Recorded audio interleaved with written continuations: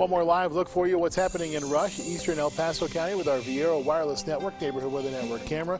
Smoke is nowhere near as thick as it was an hour or so ago, but the winds are still a bit on the gusty side out in eastern El Paso County. They're not as strong now at the airport as they were at 11 o'clock either, at 6 miles per hour. It is still gusty in Pueblo as well, so this is why we're still talking about the possibility of that fire continuing to spread as we go through the afternoon. That's why the fire could indeed pick up, because we have gusty winds that could possibly make their way into eastern El Paso County as well. In the city itself, with our Phil Long Dealerships camera in Motor City, looking back towards I-25, traffic flowing smoothly at our lunch hour. 51 degrees the temperature, winds out of the north at 4 miles per hour.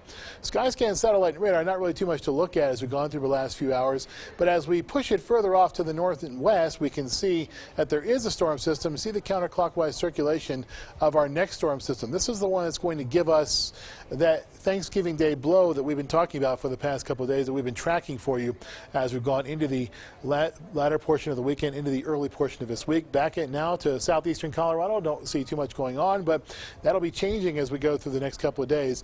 It all starts really on Wednesday when a few more clouds make their way into the region. Beginning Wednesday morning, you see what happens along I-25 and points eastward into the eastern plains. We see some additional cloud cover, and those clouds are going to stay with us as we go through much of our Wednesday. So tomorrow, nowhere near as sunny as it will be for this afternoon, and we'll see that snow chance pick up as we go through our Wednesday night into our Thursday morning. According to the Skycast, north of the Springs, just off to the west of I-25 along the Front Range as you head into Metro Denver. So the clouds really roll in as we go through our Wednesday after plenty of sunshine takes us through this afternoon. There are 2 models that we look at here in the Storm Tracker 13 Weather Center to give you an idea of what kind of snow that we're talking about. This is the European model.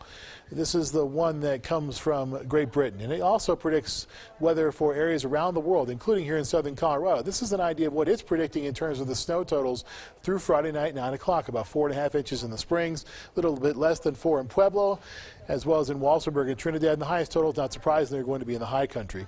As we look at the American model, or the GFS we call it, it's much different. You notice that it has much higher snow totals, especially in Pueblo County and the areas southwest of the city itself. As you head into the areas like Wetmore and DeVry, those areas are expecting to get heavier amounts of snow as we go through Friday night, 9 o'clock, than what the European model is predicting. This is part of the uncertainty of the model that we're talking about.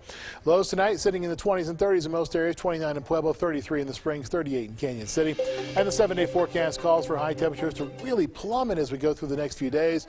21, the best we'll be able to do on Friday. Then temperatures do rebound as we go into next week. Lows are sitting in the lower teens as we go into next weekend. Pueblo, you're dropping to below freezing beginning Thursday, lasting all the way through Friday before it does rebound a bit later on in the forecast. Lows are in the teens for you. Canyon City, your high temperatures dropping into the upper 20s and lower 30s, and it's mid to upper 40s later on. Lows are going to be sitting in the mid to upper teens. And in Teller County, our high temperatures dropping to right around 20 on Friday afternoon. Lows double digits, but barely, Bonnie, as we see lows right around 10 degrees on Friday and Saturday morning. We're going to be tracking that storm very intensely. One thing we're very sure about, even if we're not necessarily sure about the snow totals, is going to be the fact that it's going to be very cold once the system is gone. No getting around it. All right, Jay. Thanks so much. Appreciate it. Well, if we